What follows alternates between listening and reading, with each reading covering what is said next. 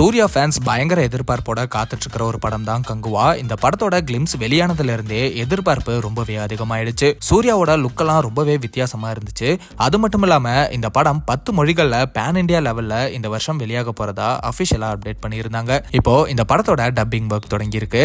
Studio கிரீனோட post production ஸ்டுடியோவான ஆத்னா art ஸ்டுடியோல தான் dubbing பண்ணிட்டு இருக்காங்க. சூர்யாவோட டப்பிங்க்கு இன்புட்ஸ் கொடுக்கிற விதமா படத்தோட டைரக்டர் சிவா, ரைட்டர் மதன் கார்கியும் கூட இருக்காங்க.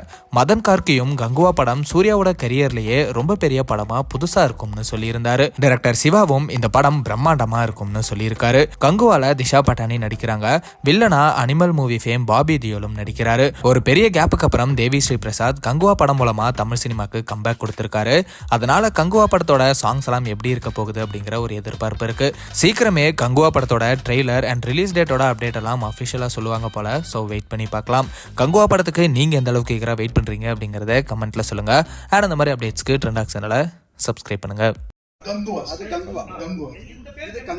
இது கங்குவா சார்.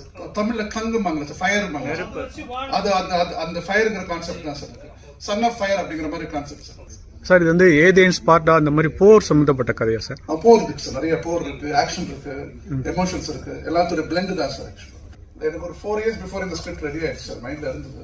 அது பண்றதுக்கான சூழ்நிலை இப்ப கரெக்டா அமைஞ்சிருக்கு. ஸோ அதனால இப்ப பண்றோம் சார். எல்லாருக்கும் ஒரு ஆசை இருக்கு இல்லைங்களா, இந்த மாதிரி படம் பண்ணணும் ஒரு ஆசை இருக்கு, ரொம்ப நாள ஒரு ஆசை இருக்கு. பிளஸ் இந்த கதையும் நல்லா ஃபார்ம் ஆகி வந்தது. சூர்யா சார் கரெக்டா ரொம்ப சூப்பரா, அவருக்கும் ரொம்ப பிடிச்சது ஸ்கிரிப்ட். சொன்னா அவருக்கு ரொம்ப பிடிச்சது.